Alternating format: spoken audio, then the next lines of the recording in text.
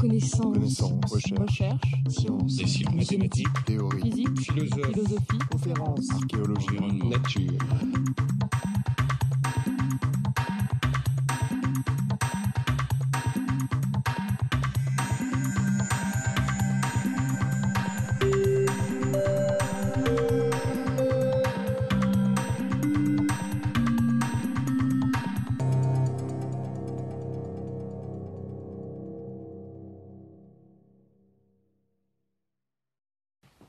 Bien, bonjour et merci à Henri Leridon donc, de l'invitation à intervenir dans ce cycle.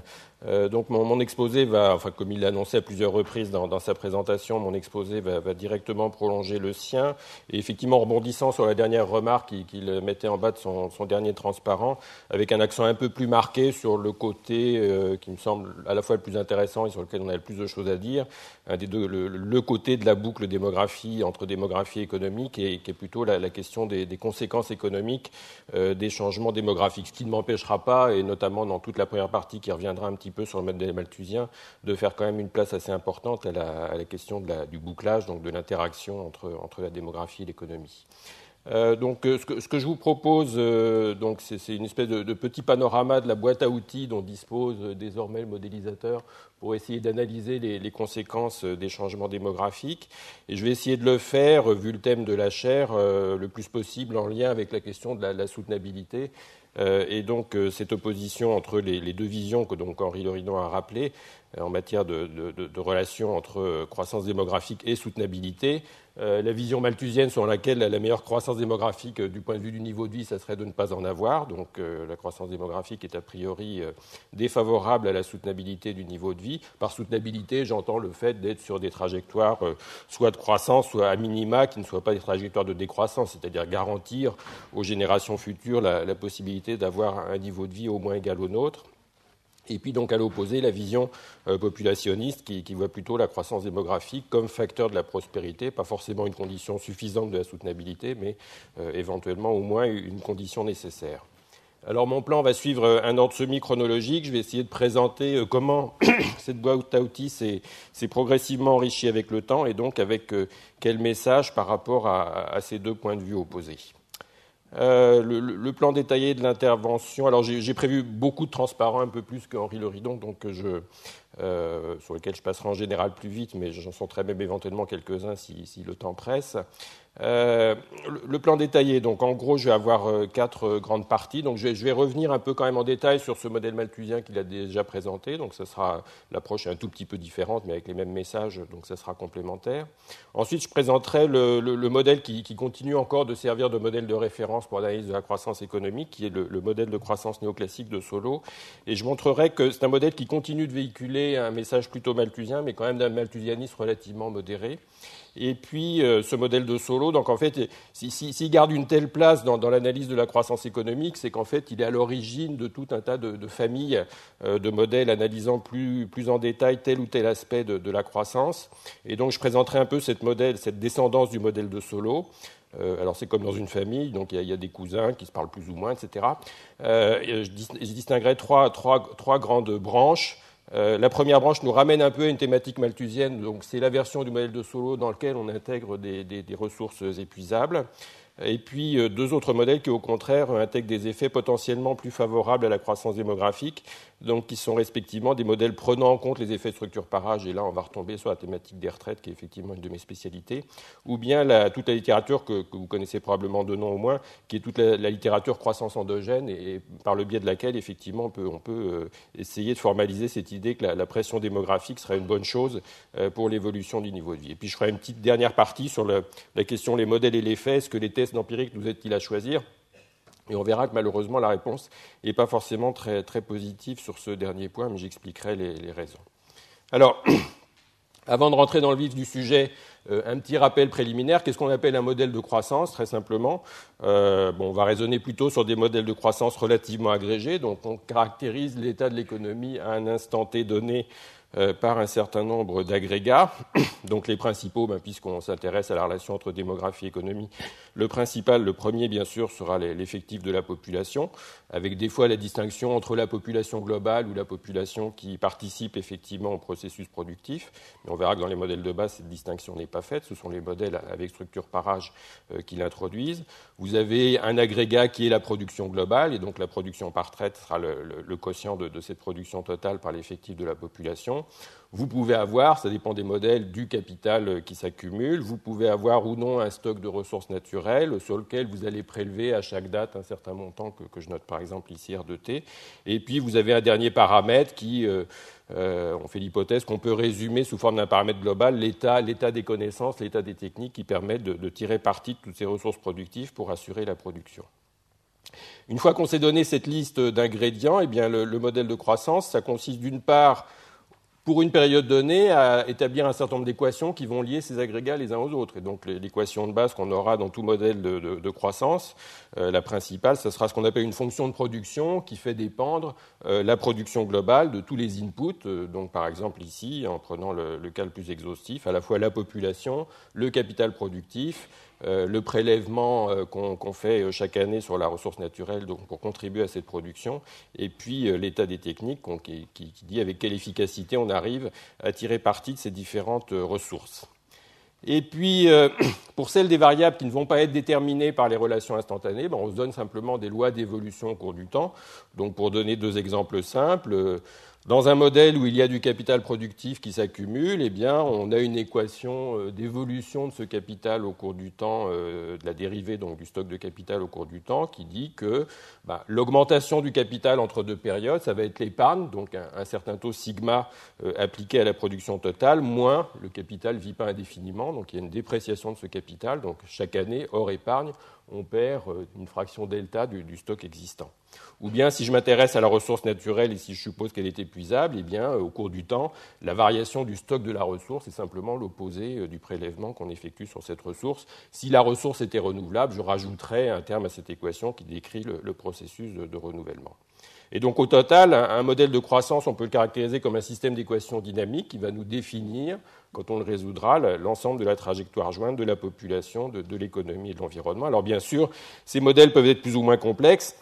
Ici, on va plutôt s'intéresser à des modèles théoriques avec seulement quelques variables, donc en gros la liste que je viens de vous tracer. Mais on peut avoir des modèles opérationnels plutôt résolus par simulation. Donc, le modèle du Club de Rome était un peu un ancêtre de cette famille. Alors, si je me concentre sur les modèles théoriques, d'abord, c'est évidemment faute de temps pour tout aborder. Et puis, compte tenu de leur importance, parce qu'ils fournissent un peu le cadre de référence pour la seconde classe de modèles. Je veux dire, la seconde classe de modèles, ce sont des versions plus complètes, plus exhaustives, mais dont les mécanismes de base sont ceux qu'on trouve dans ces modèles simplifiés résumant l'état de l'économie par seulement quelques variables. Et puis, même en se limitant donc, à cette catégorie de modèles théoriques dans lesquels la situation de l'économie, de la population, de l'environnement sont juste caractérisés par quelques agrégats, eh bien, on a une grande diversité de propriétés, et donc ça suffit déjà à balayer un éventail de cas de figure assez large.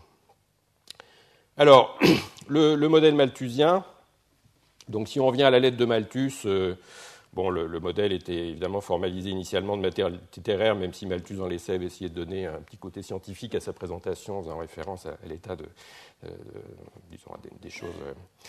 Notamment cette évocation de l'idée qu'on aurait deux lois d'évolution différentes pour la population et pour la production, une loi plutôt géométrique pour la population qui a tendance à s'accroître d'une année sur l'autre de façon multiplicative, tandis que la capacité productive de l'économie, elle, ne progressait que de façon arithmétique. Donc le problème de divergence entre ces deux variables. Et donc Malthus rajoutait un mécanisme d'équilibrage qui faisait que la population était ramenée régulièrement vers le niveau compatible avec le niveau de vie de subsistance, et plutôt, dans sa pensée d'origine, par des mécanismes évidemment pas très agréables, qui étaient plutôt les crises de mortalité ou les crises de subsistance. Alors Malthus en équation, cette façon de présenter les choses invitait assez naturellement à formaliser le modèle malthusien sous forme de boucle homéostatique. Donc Henri Leridon a utilisé le terme. On peut voir un peu cette présentation du modèle malthusien comme la sorte d'archétype, je veux dire, en économie ou en en écologie, etc. Je veux dire, on utilise de façon permanente des modèles avec des feedbacks qui font qu'on converge ou pas vers des situations d'équilibre de façon plus ou moins rapide. Donc c'est ce qu'on appelle les modèles de boucle homéostatique. Et le modèle malthusien fournissait un peu une sorte d'archétype pour ce type de formalisation. Et donc Samuelson, dans son ouvrage qui a beaucoup influencé l'évolution de l'économie mathématique derrière, qui étaient les fondements de l'analyse économique, qui était sorti en 1947, avait donc toute une partie qui était consacrée à la discussion des propriétés de ce modèle malthusien. Alors la petite nuance par rapport à la présentation littéraire que je viens de vous faire de Malthus, c'est l'appel justement à cette notion de fonction de production que j'ai introduit au départ, qui consiste à dire ce qui est produit, ce n'est pas simplement quelque chose qui croît comme ça de façon exogène selon une progression arithmétique, mais c'est quelque chose qui va lui-même dépendre de la façon dont évolue la population. Alors plus précisément, ce modèle malthusien il se constitue en gros de deux équations. D'une part, une fonction qui nous décrit le niveau. Donc là, on est bien dans un modèle de bouclage. Là, dans cette partie de l'exposé, je tiens bien les deux côtés de la relation entre démographie et économie. Une fonction qui décrit le niveau de vie en fonction de l'effectif de la population. Donc ça va essentiellement passer par la fonction de production. Et puis la fonction qui nous dit comment évolue la population lorsque le niveau de vie varie. Je ne vais pas forcément m'attarder beaucoup sur ce genre de transparent, mais juste la façon dont ces choses-là sont modélisées. Dans le cas du modèle malthusien, et si je fais l'hypothèse qu'il n'y a pas de progrès technique, la fonction de production est vraiment réduite à sa plus simple expression. Ce sont des gens qui produisent avec leurs mains et ils produisent avec une hypothèse de rendement décroissant, c'est-à-dire que la production totale, c'est l'effectif de la population, c'est une fonction croissante de l'effectif de la population, mais avec une élasticité inférieure à 1, c'est-à-dire que 1% d'accroissement de la population fait certes un accroissement de la production globale, mais un accroissement qui est moins que proportionnel. Et du coup, plus de population sur un territoire donné, ça veut bien dire moins de production par tête, ce qui peut aussi s'exprimer en termes de relation entre le taux de croissance de la production par tête d de petit y sur y et une relation négative entre ce taux de croissance de la production par tête et le taux de croissance de la population. L'effet inverse, c'est la résultante des deux effets opposés sur la mortalité et la natalité qu'Henri Léridon vous avait présenté sur un graphique, consiste à dire que la croissance démographique dépend positivement du niveau de vie petit y, donc la relation est simplement linéaire, et il existe un niveau de vie d'équilibre y étoile qui va être tel que la croissance démographique s'annule, donc les naissances équilibrent juste les décès. Et donc, il est assez simple, avec ce modèle à deux équations, de voir que la valeur de la population qui va juste nous conduire au niveau de vie y égale y étoile correspond à un point d'équilibre du système. Et donc, la population va fluctuer autour de ce point d'équilibre et le niveau de vie va fluctuer autour du niveau de vie y étoile. Alors l'effet du progrès technique, donc là aussi je peux aller un peu vite puisque ça a été introduit par Henri Léridon, il est plutôt favorable à court terme. Ça permet, avec le même effectif sur un territoire donné, de produire davantage et donc le niveau de vie va s'améliorer. Mais le message, c'est que ceci va ensuite entraîner une expansion démographique à cause du caractère très mécanique du lien entre croissance démographique et niveau de vie qui, in fine, va absorber tous les bénéfices qu'on aurait pu tirer de cette augmentation des capacités de production. Et c'est cette idée de trappe malthusienne donc, qui a beaucoup agité les esprits dans les années 50-60 et donc faisait écho à la thèse originelle de Malthus sur l'impossibilité du progrès social, l'idée que si vous mettez en œuvre des nouvelles techniques qui vous permettent de produire davantage sur un territoire donné, en fait, ce qui va en profiter au final, ce n'est pas le niveau de vie des gens, c'est simplement le nombre de ces gens, et par la force du mécanisme de bouclage, le niveau de vie va être ramené au niveau qu'il avait sans ce choc technologique. Plus précisément, et je pense que je vais essentiellement commenter cette présentation graphique sans détailler les équations qui suivent. Je présente ici deux cas de figure de choc technologique sur un équilibre malthusien. Le premier est l'hypothèse qu'à la date initiale, qui correspond à la marche d'escalier, vous avez un choc positif sur la production globale, une marche d'escalier. Ce choc positif, donc, augmente le niveau de vie, le petit y, c'est la courbe que vous avez en bas. Le résultat de cette augmentation au niveau de vie, c'est que la population va se mettre à accélérer. Entre-temps, la technologie est redevenue stationnaire. La population qui augmente légèrement conduit certes à une augmentation de la production globale, mais elle est moins que proportionnelle du fait de l'hypothèse de rendement décroissant à technologie donnée. Et donc, le niveau de vie va progressivement redescendre à ce qui était son niveau d'avant l'innovation technologique qui nous a permis de produire davantage par tête à un instant donné. Si je suis dans un scénario plutôt de progrès technique continu, c'est un petit peu plus compliqué. Ce qui va se passer, c'est que donc, je rentre dans une phase où, à partir de la date initiale, chaque année, on va avoir du progrès technique qui va améliorer la capacité productive. Ce qui va se passer, c'est que ça va avoir le même effet initial d'augmenter le niveau de vie par tête. Et là, l'effet va quand même être un petit peu durable. C'est-à-dire que l'élévation du niveau de vie va entraîner une accélération de la population qui, à terme, va exactement équilibrer l'accroissement de la capacité productive. Mais il y a un petit effet de course-poursuite. C'est-à-dire que la population réagit à l'augmentation du niveau de vie, mais elle le fait avec retard. Donc elle est toujours un petit peu à la traîne par rapport à l'expansion des capacités productives. Et c'est ça qui fait qu'en régime permanent, on se stabilise sur un niveau de vie qui est légèrement supérieur. Mais ce que vous voyez quand même, ça reste à peu près cohérent avec le message malthusien. On a du progrès technique continu qui, en théorie, si la population ne réagissait pas, permettrait au niveau de vie s'accroître indéfiniment. Et en fait, ce qui se passe, c'est que le niveau de vie s'accroît temporairement, mais ensuite, il se restabilise sur un nouveau niveau stationnaire. Bon, je vais sauter ce transparent donc, qui vous donnait juste la formalisation de ça avec les équations précédentes en rajoutant le terme de progrès technique.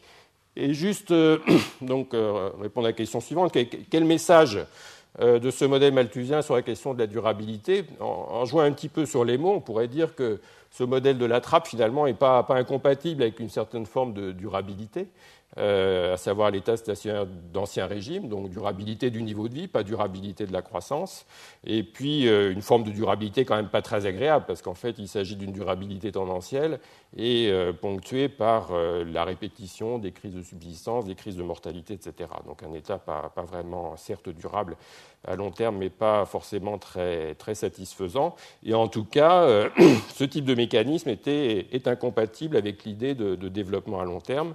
Et même, et c'est ce qui avait alimenté donc toute la thématique néo-malthusienne dans les années 60-70, un risque de non-soutenabilité du niveau de vie dans la mesure où, à la différence de ce qui s'était passé dans les pays développés au XVIIIe et au XIXe siècle, où on pouvait dire que la croissance de la population, effectivement, un peu selon le schéma que je vous avais présenté, avait été entraînée, enfin tirée par l'élévation des capacités productives.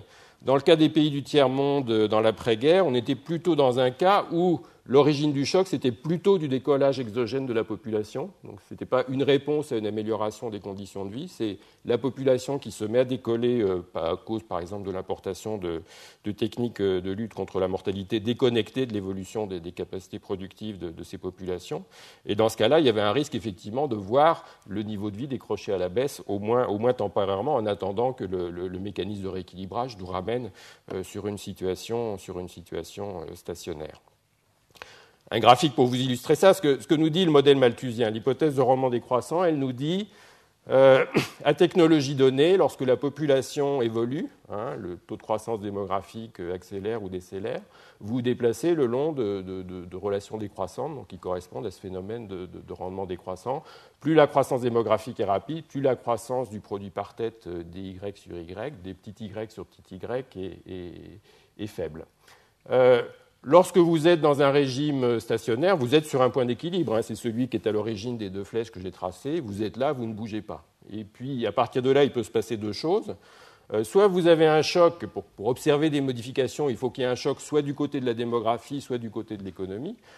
Soit le choc vient primitivement de l'économie, c'est-à-dire en fait on passe d'une droite à l'autre, parce que le rythme du progrès technique s'accélère.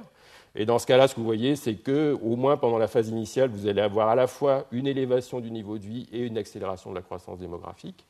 Mais si par contre vous êtes à technologie donnée et que vous avez un choc exogène qui accélère la croissance démographique, vous allez vous déplacer le long d'une droite qui est fixe, et dans ce cas-là, vous allez plutôt voir le niveau de vie se détériorer en situation d'accélération de la croissance démographique, et donc c'était cela qui était fortement craint à l'époque, et donc a justifié les politiques de planning familial, etc. Alors, ceci étant, c'est un schéma qui a beaucoup perdu d'influence dans les années 70. D'une part, Henri Loridon l'a dit, à cette époque-là, il y avait une très faible confirmation de la liaison négative entre croissance de la population et croissance du produit par tête. Et puis, il y a le fait que, finalement, le processus de la transition démographique a fini par s'enclencher un petit peu partout, et donc éloignant cette menace de refermeture de la trappe pour les pays concernés. J'ajouterais que pour les théoriciens de la croissance, je ne sais pas si on peut dire que ce modèle n'a jamais été davantage qu'un cas d'école. Entre-temps, la théorie de la croissance économique s'est constituée autour d'un autre modèle, donc, qui est le modèle de Solow. Donc, l'article de Solow date de 1956. qui fait jouer un rôle beaucoup plus limité à la démographie, mais qui mérite d'être explicité. Donc abordons ce modèle de Solow et le rôle qui joue la variable démographique. Alors, bon, je rappelle que... Alors, ce qui est un peu amusant dans toute cette littérature, c'est qu'en fait, en balayant cette question des relations entre démographie et économie, on est amené à croiser tous les grands courants de la recherche sur la théorie de la croissance. Mais ceci dit, ce n'est qu'un aspect parmi d'autres de ces développements de la théorie de la croissance. Donc, le modèle de Solow en particulier n'a pas été spécifiquement développé pour aider à répondre à des questions sur l'incidence des changements démographiques. Il a été fait pour d'autres choses, et notamment pour répondre intervenir dans des débats sur la stabilité du processus de croissance dans les économies développées, avec à l'époque certains modèles qui prédisaient que la croissance économique était par nature instable. Et donc le modèle de Solow introduit des mécanismes qui font que cette croissance peut être stable à long terme. Bon, maintenant, nous, ce qui nous intéresse ici, évidemment, c'est le rôle de la variable démographique. Donc, on va mettre l'accent là-dessus. Et donc, en insistant sur ce qui différencie le modèle de Solow du modèle malthusien, et en ayant avec une incidence donc, sur cet effet qu'il y a à la variable démographique. Alors, ce que fait Solow, c'est qu'il passe de l'hypothèse de rendement décroissant, donc qui valait plutôt pour une économie agraire, à une hypothèse de rendement constant, de rendement d'échelle constant par rapport à l'agrégat capital plus travail. C'est-à-dire que l'hypothèse de rendement d'échelle constant, c'est si vous doublez simultanément la quantité de capital mise en œuvre et la quantité de travail mise en œuvre, eh bien vous allez doubler la production totale et ça va faire la même production par tête. Donc c'est ça qu'on appelle une hypothèse de rendement d'échelle constant. Donc le capital ici, ça n'est plus un facteur fixe comme la Terre, c'est un facteur accumulable. Solow, alors en fait, dans son papier d'origine, il discute, parce qu'il y avait encore cette thématique, trappe malthusienne, etc., il discute le cas particulier où la population serait endogène, mais en fait, son modèle, tel qu'il est passé à la postérité, c'est un modèle dans lequel la croissance démographique est supposée exogène, et le modèle de Solow, donc un progrès technique qui lui aussi sera exogène, et là-dessus, évidemment, il est en retrait de ce que font maintenant les théories de la croissance dite endogène, sur lesquelles je reviendrai tout à l'heure. Alors... Donc en gros, ça revient à remplacer, tout à l'heure j'avais une fonction de production donc, qui faisait dépendre la production uniquement d'un facteur de progrès technique, puissance gamma t, et puis de l'effectif de la population. En fait, j'aurais pu vous présenter à ce moment-là cette relation comme une relation avec des rendements d'échelle constants, mais avec un facteur de production fixe caché, grand R, une ressource naturelle, qui est simplement la Terre, disponible en quantité fixe. Et comme celle-ci ne s'accroît pas, eh bien, même si en doublant la Terre et en doublant les effectifs, effectivement, vous auriez le même niveau de vie, mais comme vous ne pouvez doubler que les effectifs sur un territoire donné, vous avez des rendements qui sont décroissants par rapport à la population. Quoi qu'il en soit, donc, dans le modèle de Solow, on remplace ce facteur grand R par le facteur grand K, qui est le capital accumulable, et qui évolue au cours du temps selon l'équation que je vous ai indiquée tout à l'heure. Ce qui fait que le capital varie d'une période sur l'autre, c'est l'épargne ou l'investissement, et net de la dépréciation de ce capital. Alors le fait d'abandonner l'hypothèse de rendement décroissant réduit, comme on s'en doute beaucoup, l'incidence de la démographie sur le niveau de vie. Ceci étant, il subsiste quand même un effet négatif de la croissance démographique sur le niveau de vie, résultant de ce qu'on qualifie de phénomène de dilution du capital. Donc c'est un effet qui demande qu'on l'explicite un petit peu. Qu'est-ce que c'est que la dilution du capital ? Quand une économie investit pour épargne une partie de sa production, en fait, ça sert à deux choses. Ça sert à remplacer le capital qui est déprécié d'une période sur l'autre, des machines qui partent à la casse. Et puis, ça permet d'autre part, quand vous êtes dans une situation de croissance démographique, d'assurer au surcroît de population un niveau de capital équivalent à celui, ou éventuellement supérieur, à celui dont disposait par tête la population qui était déjà en place au début de la période. Et ce qui se passe, c'est que si vous êtes en situation de croissance démographique rapide, eh bien, le deuxième poste va grignoter le deuxième. Et pour utiliser le vocabulaire de la soutenabilité, lorsque vous êtes en situation de croissance démographique, le niveau de capital par tête que vous allez être capable de soutenir à long terme va être plus faible que celui que vous aviez sans croissance démographique. Donc le résultat, c'est que vous aurez un niveau de vie qui va être légèrement plus bas. La formalisation, je vais passer rapidement. Juste, vous voyez que, juste la dernière équation que vous avez en bas à droite, Lorsque vous résolvez, donc c'est relativement simple, le modèle de Solow, alors ici je me suis placé dans le cas sans progrès technique, vous montrez que le niveau de vie d'équilibre, il va dépendre positivement du taux d'épargne, enfin la production d'équilibre va dépendre positivement du taux d'épargne, il va dépendre négativement du taux de croissance démographique et du taux de dépréciation du capital. Effectivement, si la dépréciation du capital est très rapide, bon, ça va plutôt nuire au niveau de vie parce qu'il faudra beaucoup épargner pour compenser cette dépréciation, mais de la même façon, si la population s'accroît rapidement, eh bien, vous n'arriverez à soutenir qu'un niveau de vie un peu plus faible que celui que vous auriez eu sans cette croissance démographique. Alors, vous avez la même chose si vous réintroduisez le progrès technique dans le modèle. De la même façon, je vais plutôt insister sur la présentation graphique de la façon dont les choses se passent. Si vous avez... alors, ce que je simule cette fois-ci, c'est toujours... Je n'ai pas indiqué... Bon, il va de soi que ce que vous avez en abscisse ici, c'est la date, la période T. J'ai graphiqué à chaque fois sur le même graphique, à la fois l'évolution du taux de croissance de la population, l'évolution de la population, l'évolution du produit par tête, et avec à chaque fois des traits fins qui correspondent au scénario de référence où il ne se passe rien, et en traits épais, ce qui se passe après un choc démographique, en considérant deux types de chocs démographiques possibles, soit un choc permanent. On est au départ sur une situation où la croissance démographique est nulle, donc tout est horizontal, et puis à partir d'un certain moment, la population se met à croître de façon régulière, par exemple à 2% par an. Le second scénario, c'est l'hypothèse sur laquelle le choc de croissance démographique est éco-temporaire. Le taux de croissance de la population, celui que vous avez tout en bas, devient positif, mais ensuite redescend et redevient nul à long terme, ce qui veut dire que l'effectif de la population a plutôt une évolution sigmoïde. On part d'une population stationnaire, on a une phase intermédiaire de croissance et on se restabilise à long terme sur un autre effectif de population. La différence que vous avez en termes d'évolution du produit par tête dans ces deux cas de figure, dans le premier cas, par rapport à ce que vous aviez sans la croissance démographique, votre courbe de niveau de vie par tête va freiner pendant une certaine période, et puis après, à long terme, elle va reprendre une trajectoire de croissance ascensionnelle, mais vous aurez cet écart qui se sera créé par rapport à la trajectoire d'origine et qui tient à votre effet de dilution du capital.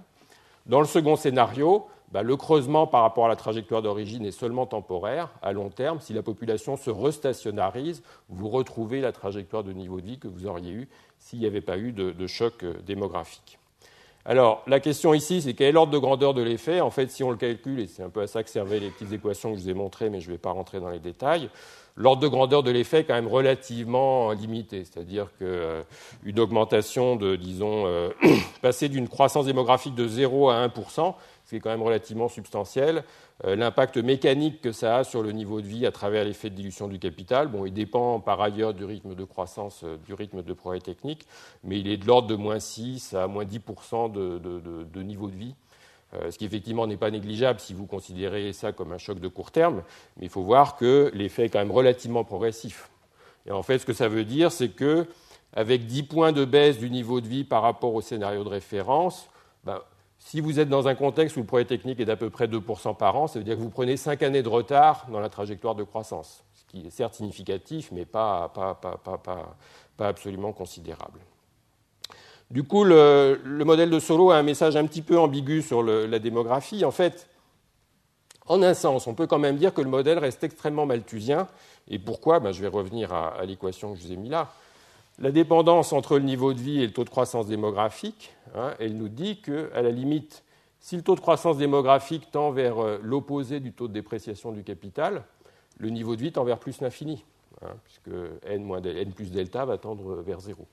Alors, c'est un cas un petit peu aberrant, et à mon avis, c'est une zone où la validité du modèle n'est sûrement pas tout à fait crédible, mais c'est l'hypothèse où, en fait, si votre population décroît exactement au rythme où le capital se déprécie, on pourrait à la limite se dispenser d'épargner. Le capital par tête se maniaterait indéfiniment, même sans avoir besoin d'investir et de mettre de l'argent de côté pour les générations ultérieures. Donc, effectivement, c'est un cas de figure un petit peu aberrant. Mais donc, le modèle de Solow, si on le prend à la lettre, il a effectivement cette prédiction assez forte que le meilleur taux de croissance démographique possible, ça serait le taux de décroissance le plus rapide qui soit imaginable. À la limite, si la population décroissait encore plus vite que le capital ne se déprécie, on verrait un capital par tête augmenter indéfiniment, même sans faire un effort d'épargne, ce qui est effectivement assez bizarre et problématique. D'autre part, le modèle est malthusien en sens que, bon, si on se situe dans des zones où la validité du modèle est plus acceptable, l'accélération de la croissance démographique crée bien un problème de soutenabilité. Si vous n'avez pas de projet technique, passer d'une trajectoire de population stationnaire à une trajectoire de population légèrement croissante, ça fait bien décrocher le niveau de vie vers le bas. D'un autre côté, si notre question c'est la soutenabilité de la croissance, ce qu'on a vu, c'est que l'effet est d'une ampleur telle qu'il est très facilement masqué par le progrès technique exogène. Il suffit d'un petit peu de progrès technique à 1 ou 2% par an pour que l'accélération de la croissance démographique ne conduise pas le niveau de vie des générations futures à descendre en dessous du nôtre. Autrement dit, pour résumer les choses brièvement, moins de croissance démographique d'après le modèle de Solow, ça serait sans doute une bonne chose, mais avoir de la croissance démographique, ce n'est pas non plus un handicap très, très important pour la soutenabilité du niveau de vie. Alors, à partir de Solow, donc les différentes ramifications. Donc, il y a une branche malthusienne inspirée par les interrogations sur les limites à la croissance, donc, qui ont fait suite à la sortie du rapport du Club de Rome. Donc, ce sont des modèles de Solow dans lesquels on rajoute au capital productif un autre facteur de production qui est la ponction qu'on fait chaque année sur les ressources naturelles. Et cette ressource naturelle est supposée soit épuisable, soit renouvelable uniquement dans certaines limites. Et puis, donc, comme je l'ai annoncé, deux branches qui, elles, ouvrent la voie à des effets plus favorables de la croissance démographique, donc qui vont peut-être nous faire sortir de cet effet quand même plutôt malthusien du modèle de Solow d'origine, qui sont les modèles avec structure par âge et les modèles de croissance endogène. Donc, on va balayer rapidement pour voir ce que disent exactement ces différents modèles. Alors, les modèles avec ressources épuisables, donc on a parlé du modèle de Club de Rome, donc ça, c'est plutôt pour le volet modèle appliqué. Les théoriciens de la croissance, du coup, se sont engouffrés dans cette thématique dans les années 70. Notamment, un numéro spécial de la Review of Economic Studies avait été entièrement consacré à le modèle de Solow revisité avec l'introduction de ressources naturelles épuisables, avec notamment des contributions de Solow lui-même ou de Stiglitz et de Dasgupta et Hill. Donc, comme je l'ai indiqué, c'est un modèle dont les hypothèses de base sont les mêmes, sauf qu'on réintroduit comme facteur de production la quantité grand R, qui est le prélèvement effectué chaque année sur la ressource. Et puis, donc, on rajoute l'équation dynamique d'évolution de cette ressource. Donc, soit ds sur dt est égal à moins le prélèvement de chaque année, donc dans l'hypothèse où la ressource est plutôt, par exemple, une ressource fossile non renouvelable ou renouvelable à un horizon qui est de plusieurs millions d'années, donc on néglige. Soit, s'il s'agit d'une ressource renouvelable, eh bien, son évolution d'une période sur l'autre, c'est en négatif le prélèvement plus la capacité de régénération. Éventuellement, le prélèvement peut être supérieur ou inférieur à cette capacité de régénération. Alors là où ces modèles deviennent un peu compliqués, de toute manière, je ne vais pas rentrer dans les détails, c'est que, alors, quand je mettais le capital productif, il fallait que je fasse une hypothèse sur la façon dont la société accumule ce capital productif. Et là, je l'ai fait de façon assez simple. J'ai fait l'hypothèse que l'économie épargne une fraction fixe de son produit total. Donc, c'était le sigma Y de mon équation d'évolution du capital. De la même façon, si j'introduis une ressource, qu'elle soit renouvelable ou épuisable, il faut que je fasse une hypothèse sur le comportement de prélèvement sur cette ressource. Donc, il faut que j'ai une équation qui me dise comment va évoluer le R de T au cours du temps. Et c'est là que les choses peuvent être un peu compliquées, parce que modéliser le comportement de prélèvement sur les ressources, on peut faire des hypothèses diverses selon que les marchés sont plus ou moins efficaces, que les prix révèlent plus ou moins bien les raretés, etc. Donc, c'est là que les modèles peuvent se différencier assez fortement. Mais avec tout de même un résultat commun et relativement attendu, c'est que, alors, dans ce genre de modèle, ils ont souvent été utilisés pour dire que l'existence de ressources épuisables n'impliquait pas forcément que la croissance devait s'arrêter un jour ou l'autre. Mais quand ils arrivent à le faire, c'est au prix d'hypothèses assez fortes sur ce qu'on appelle la substituabilité entre facteurs de production. Par exemple, l'hypothèse qu'on peut indéfiniment remplacer du pétrole par quelque chose qu'on produirait avec nos mains. Ou que le progrès technique nous permettra d'arriver à toujours générer la même quantité de produits avec des quantités de pétrole qui vont tendre asymptotiquement vers zéro. Donc, c'est ce qu'on appelle des hypothèses de substituabilité forte entre facteurs de production. Alors évidemment, on n'est pas sorti de ce débat depuis 30 ans. C'est une hypothèse qui certes est valide historiquement, c'est-à-dire que jusqu'ici, toutes les ressources épuisables qu'on a utilisées dans le passé, on a toujours trouver, après coup, une façon de s'en passer. Mais d'un point de vue prospectif, les écologistes doutent fortement que ça puisse continuer à être indéfiniment le cas, et donc c'est vraiment le nœud du problème. En tout cas, quoi qu'il en soit, dans tous les cas, il est clair que ces modèles vont plutôt tirer les effets de la croissance démographique dans le sens malthusien. Il serait assez surprenant que ces modèles nous disent que la croissance démographique va être une bonne chose pour la soutenabilité du niveau de vie. Bon, il faut relativiser un petit peu le rôle de la population. On sait bien dans les débats sur l'environnement que la première chose qui détermine la ponction sur les ressources naturelles, ce n'est pas tellement l'effectif des populations, c'est combien chaque individu prélève individuellement. Donc vous avez des pays très nombreux certains d'entre eux prélèvent de plus en plus par tête, mais quand même moins que les pays plus développés. Et inversement, des pays plus peu peuplés peuvent prélever fortement. Donc c'est quand même fortement discriminant à ce stade. C'est plutôt la quantité de prélèvement par tête plus que le nombre de têtes. Donc la population n'est pas forcément le premier facteur de non-soutenabilité, mais dans ce genre de modèle, il est clair que la croissance démographique n'arrange pas les choses. Les modèles avec structure par âge, donc une branche tout à fait différente, c'est la convergence entre le modèle de Solow et un autre grand modèle de référence pour les économistes théoriciens, qui est ce qu'on appelle le modèle à génération imbriquée. On voit apparaître le nom de Samuelson, puisque c'est Samuelson qui avait proposé ce modèle en 1958. Enfin, on a découvert après que Maurice Allais aussi avait eu l'intuition de ce modèle pendant la guerre, ce qui a contribué à son Nobel.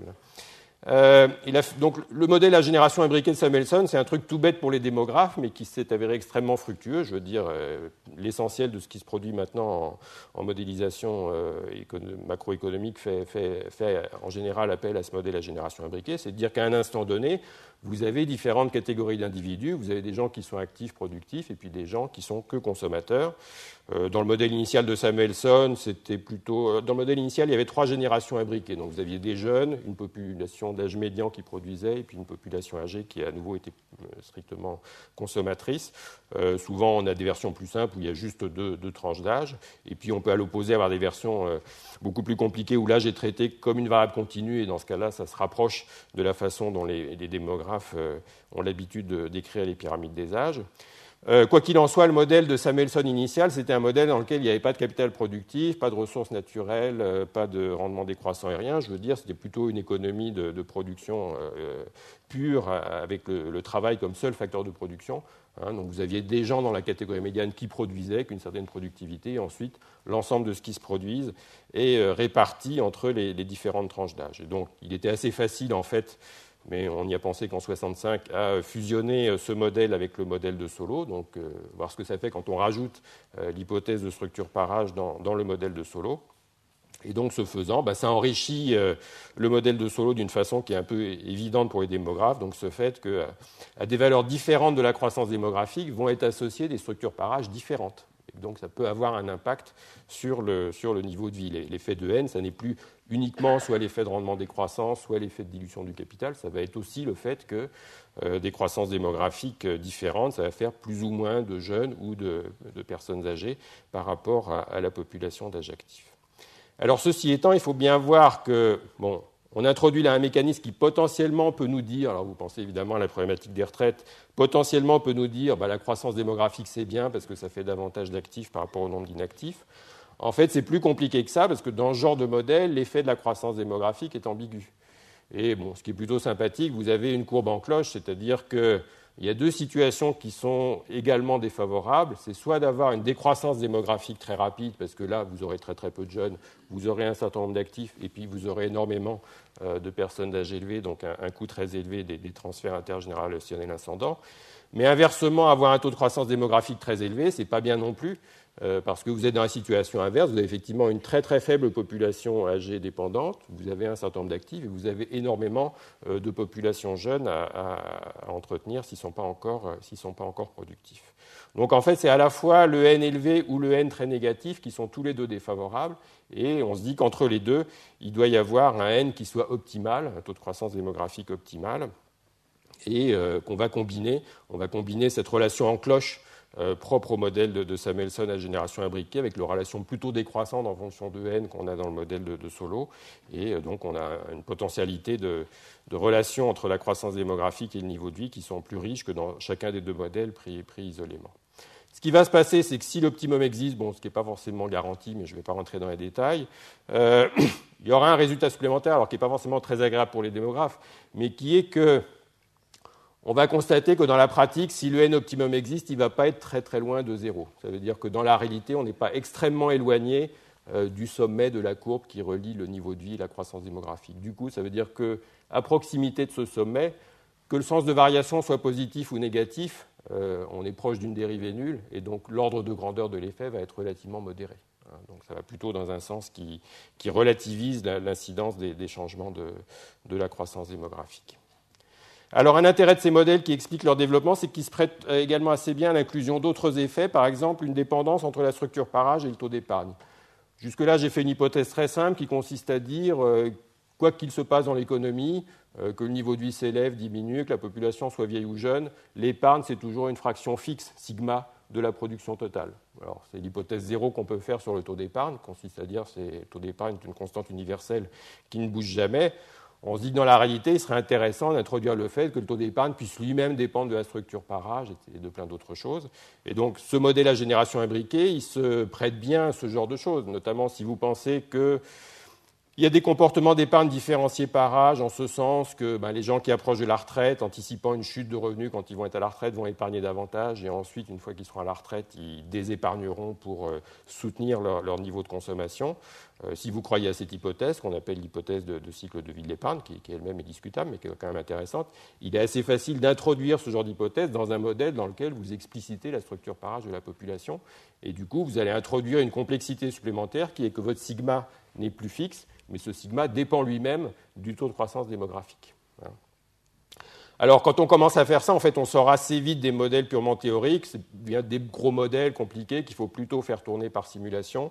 Alors, c'est la famille qu'on appelle les modèles d'équilibre général calculable à génération imbriquée. Donc, il en existe un certain nombre. Là, je mentionne juste l'existence pour la France d'un modèle qui a été développé à l'Observatoire français des conjonctures économiques et en centre d'études prospectives en économie internationale, le CEPI, qui est un modèle dynamique de long terme à génération imbriquée, dans laquelle la population doit être décrite par des tranches d'âge de quinquennales, je pense, et qui est en plus un modèle multinational, parce que ça a été beaucoup utilisé pour l'analyse des flux de capitaux, par exemple, parce que si vous avez à un instant donné des pays qui sont à des stades d'avancement différents de leur transition démographique, les structures par âge ne vont pas être les mêmes.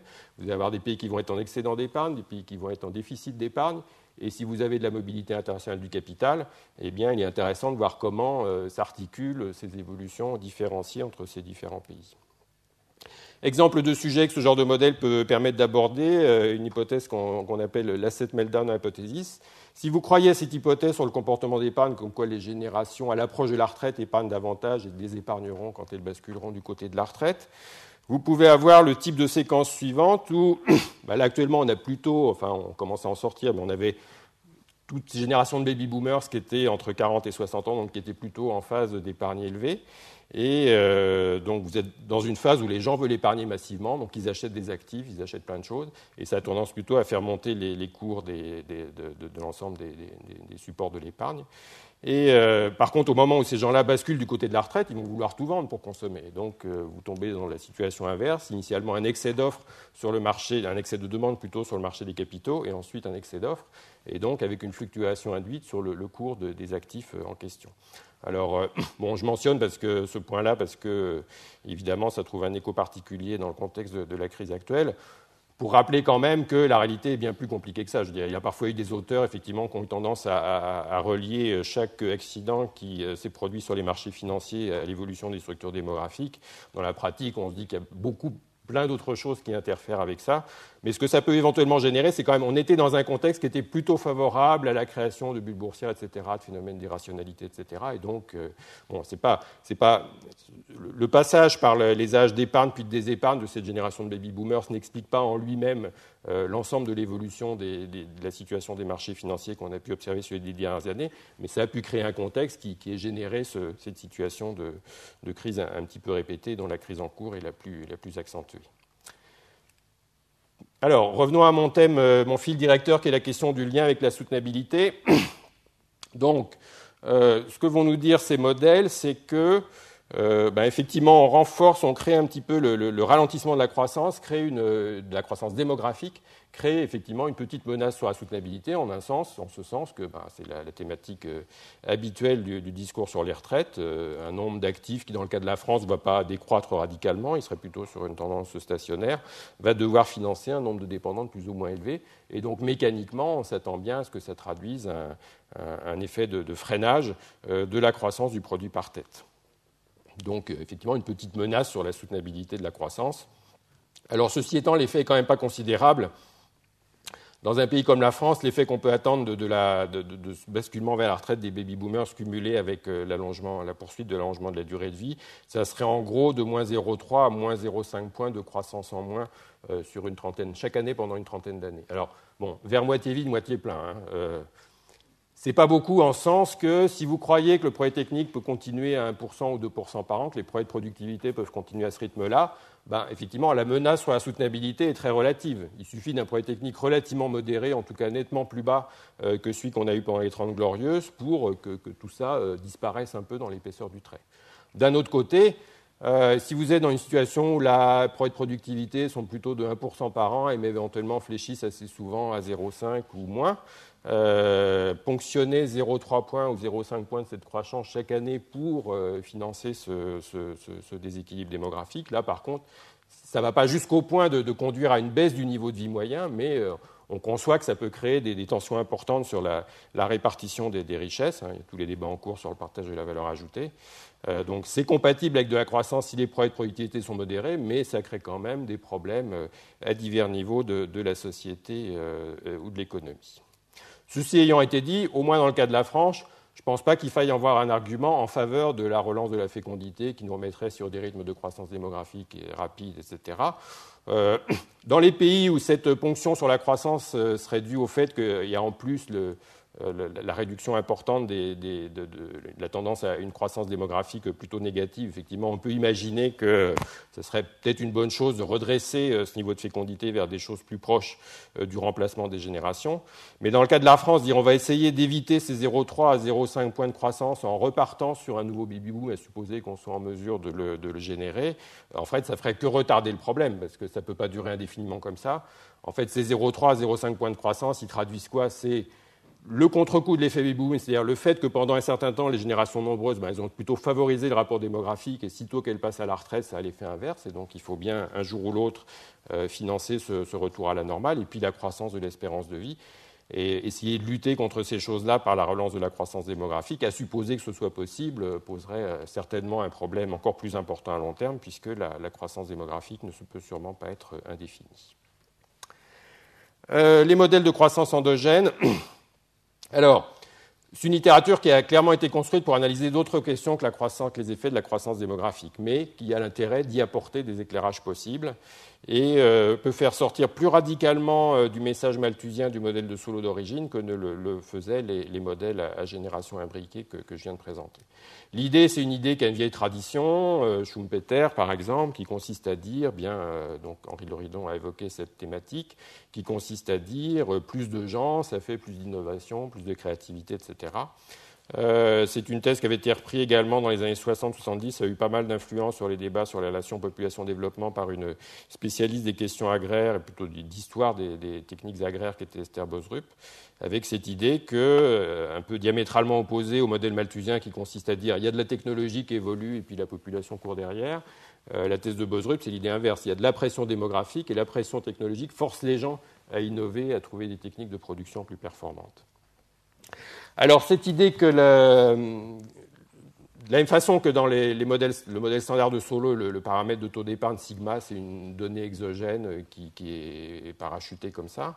Le paramètre de croissance de progrès technologique dans ce modèle, c'est également un paramètre qui est postulé de manière exogène. Et donc, ce que fait la théorie de la croissance endogène, c'est de dire, essayons d'expliquer de quoi est fait ce gamma. Et parmi les choses qui peuvent déterminer ce taux de croissance des technologies gamma, il peut y avoir des facteurs démographiques. Alors, soit direct, on suppose par exemple que plus il y a de gens, plus il y a d'innovation, parce que simplement l'innovation, c'est proportionnel au nombre de gens qui peuvent potentiellement avoir des idées à un instant donné. Et puis, comme à partir du moment où elles sont générées, elles sont un bien public, donc il n'y a pas cet effet de dilution du capital qu'on avait avec le capital productif. Ou bien ça peut être indirect, du genre, Plus de gens, ça fait plus de production, et c'est la production qui génère l'innovation, parce qu'on apprend en produisant, par exemple. Donc, c'était la thèse de l'apprentissage par l'expérience, qui avait été introduite notamment en fait, dès les années 60, donc c'est un peu les ancêtres des modèles de croissance endogène, par des auteurs tels que Harrow ou Phelps. Donc, tout ce que fait cette littérature, en fait, c'est qu'elle réhabilite d'une certaine façon l'hypothèse de rendement croissant.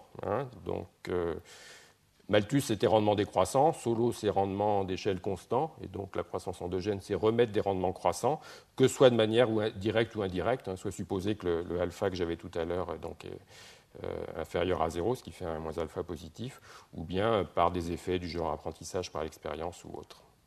Donc, a priori, le message est opposé au modèle malthusien. Un effectif plus élevé et ou une population croissante, ça peut favoriser non seulement la croissance du produit total, ce qui était déjà vrai chez Malthus, mais également du produit par tête. Ceci étant, les choses peuvent être quand même un petit peu plus compliquées. Je vous ai graphiqué ici le genre de choses typiques qu'on a dans un modèle de croissance endogène lorsque vous passez d'une trajectoire démographique à une autre. En l'occurrence, ici, il s'agirait non pas de passer d'une trajectoire de démographie stationnaire à une trajectoire de population systématiquement croissante, mais juste de passer d'un niveau de population grand P à une trajectoire sur un niveau de population plus élevé P', donc évidemment avec une phase transitoire pendant laquelle la croissance démographique devra devenir positive. À ces deux niveaux de population sont associés des trajectoires de croissance à long terme qui ont des pentes différentes. Plus la population est élevée, plus la trajectoire de croissance est rapide à long terme. Donc c'est la courbe, la droite que vous avez la plus ascendante. Comment est-ce que vous passez d'une trajectoire à l'autre ? Souvent, ça se passe à travers une période de flexion temporaire du niveau de vie. Donc ces modèles ne disent pas forcément que si la population accélère, ça va être bien tout de suite. Ça peut générer une phase transitoire où le niveau de vie va plutôt décrocher, et puis c'est seulement après que les choses s'améliorent. C'était un peu la même chose dans l'approche bosrupienne. Chez Bosrup, je veux dire, ce qui fait que les gens se mettent à innover, c'est le fait qu'en réponse au choc démographique, leur niveau de vie commence par baisser. Et quand leur niveau de vie baisse, ils se disent là, il faut innover, et finalement, éventuellement, ça fait davantage au final que ce qu'ils avaient au départ, mais ils passent bien par une période où les choses se détériorent. Bon, c'est des mécanismes intéressants. D'un autre côté, le point de vue général, il ne faut pas prendre non plus ces modèles trop au sérieux. Les mécanismes sont intéressants, ils sont mobilisables notamment pour expliquer des différentiels de croissance entre zones géographiques à travers l'histoire. L'idée que, par exemple, la densité de la population, c'est quelque chose qui est favorable à l'innovation, je veux dire, c'est une idée naturelle et ces modèles sont tout à fait adaptés pour décrire ça. En fait, ce qu'il faut, c'est un peu viser, et donc un auteur que Henri Loridon a déjà cité abondamment, qui est Ronaldi, avait proposé ça en 1986, c'est une approche un peu intégrée qui regarde les deux côtés simultanément. En fait, on peut très bien avoir des configurations où c'est plutôt le progrès technique qui tire la population, comme dans le modèle malthusien, et des configurations où c'est plutôt la pression démographique qui va pousser le progrès technique. Et ce qui est intéressant, c'est d'avoir une sorte de métamodèle unique qui nous dise vous pouvez être, selon le cas, dans une région où c'est plutôt le premier phénomène qui domine ou plutôt le deuxième. Ceci ayant été dit sur l'intérêt de ces modèles, il faut quand même se garder d'un certain nombre de choses. Alors d'une part, certaines lectures un peu rapides de ces modèles ont fait une confusion souvent un peu rapide entre l'effectif de la population et ce qu'on appelle le capital humain. Ce qui est décisif pour la croissance, l'innovation, etc., c'est le capital humain. Dans les versions les plus simples de ces modèles, capital humain et effectif de la population, c'est la même chose, parce qu'on suppose que le niveau de formation des individus est quelque chose de complètement exogène. Les modèles deviennent vraiment intéressants quand on différencie les deux phénomènes. Vous pouvez avoir beaucoup de gens qui sont mal formés et donc peu productifs, ou peu de gens qui sont bien formés. Et donc, il est intéressant de bien différencier les deux. Et dans ce cas-là, vous pourrez retomber sur des effets, par exemple, où la croissance démographique trop rapide, on pourrait former les gens, mais c'est très coûteux parce qu'on est dans une situation de croissance démographique rapide, et donc finalement, on ne le fait pas. Donc il y a de la pression démographique, ça serait bien potentiellement, mais ça ne se traduit pas en innovation parce que ça pénalise l'innovation. Donc il y a toute la thématique éducation dans les pays en développement. Bon, d'autre part, quand vous prenez ces modèles à la lettre, ils vous disent que plus la population accélère, plus le niveau de vie va accélérer, etc., et tout va être de mieux en mieux. À la limite, si vous introduisez là-dessus la boucle malthusienne, plus le niveau de vie s'élève, plus la population accélère davantage, et plus les choses vont encore de mieux en mieux. Ce qui est visiblement, là on sort de domaines où ces modèles peuvent prétendre être empiriquement valides, et en tout cas il y a le fait qu'ils négligent totalement, eux ils font complètement l'impasse sur la finitude des ressources naturelles. Alors on commence à avoir un petit peu des modèles qui mélangent croissance endogène et ressources naturelles épuisables ou renouvelables, avec l'idée que justement, un des intérêts du progrès technique, c'est de parfois nous permettre de déboucher sur des techniques plus économes en ressources naturelles. Bon, je vois que l'heure passe, je vais juste conclure rapidement donc, sur les modèles et les faits. Donc, je n'ai pas besoin de redire, donc Henri Leridon a présenté ces exercices de corrélation simple entre croissance démographique et croissance économique qu'on avait dans les années 50-60. Le fait qu'à l'époque, il semblait plutôt infirmer la thématique malthusienne, et puis le fait que les effets sont devenus un peu plus négatifs sur la période courante.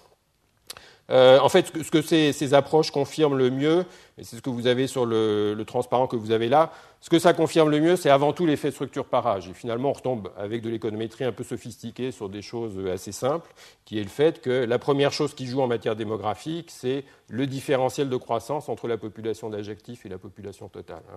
Plus d'actifs, ça fait plus de production, mais plus de gens au dénominateur de la production par tête, ça fait moins de production par tête et moins de niveau de vie. Ensuite, si vous fouillez dans le détail et si vous essayez d'examiner des effets de différents facteurs démographiques sur les progrès de productivité de ces actifs, là, vous tombez sur des choses un petit peu plus fragiles. Alors ici, vous avez un effet plutôt défavorable du ratio de dépendance des jeunes sur la productivité des actifs, qui peut par exemple passer par des effets de taux d'épargne, où vous avez ce petit effet positif tout à fait en dernière ligne du log du niveau de la population sur le taux de croissance de la productivité apparente du travail, mais qui est un effet qui est seulement significatif à 10%. Donc il s'agit d'une autre étude des mêmes auteurs cités par Henri Leridon tout à l'heure. Bon. Ce que je dirais, c'est un peu le même message qu'a eu Henri Leridon, c'est que en fait, la validation empirique de ces modèles, on a donc finalement, c'est plutôt le trop-plein que le vide maintenant. On a beaucoup de modèles qui nous disent des choses un peu contradictoires et on aimerait bien savoir lequel choisir. Et donc, on attendrait des données qu'elles nous permettent de faire ce choix. Le problème, c'est que l'identification des effets des changements démographiques sur le niveau de vie, c'est quelque chose de difficile empiriquement parce qu'on a affaire à des phénomènes à basse fréquence. C'est-à-dire, la démographie, ça évolue de façon lente. Sur la période de temps historique dont on dispose, généralement, on n'observe pas beaucoup de périodes de variation importantes des structures démographiques. Et en plus, ce ne sont jamais des périodes où rien d'autre ne bouge. Donc, arriver à identifier l'effet pur d'une variation de la structure démographique lorsque plein d'autres choses bougent et qu'il n'y a qu'une seule variation de la structure démographique que vous puissiez observer, vous êtes un peu coincé. C'est un peu la mésaventure, d'ailleurs, qui est arrivée à Esterlin. Et puis, alors, en l'état, cette littérature, genre Kelly-Schmidt, ne dit rien sur les effets environnementaux, mais peut-être parce que ce sont plutôt des effets prospectifs, donc il serait peut-être un peu illusoire d'espérer les tester sur données rétrospectives.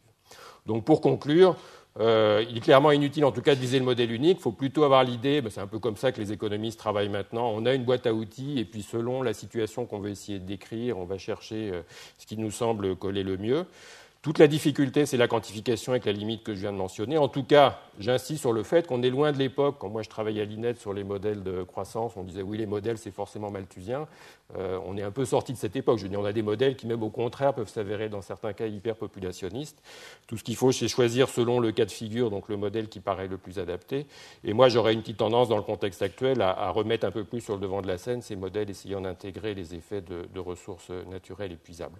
Mais jusqu'ici, ça n'a pas été trop fait avec l'idée de regarder plus spécifiquement l'incidence de la démographie. Voilà, je vous remercie. J'ai passé d'une minute.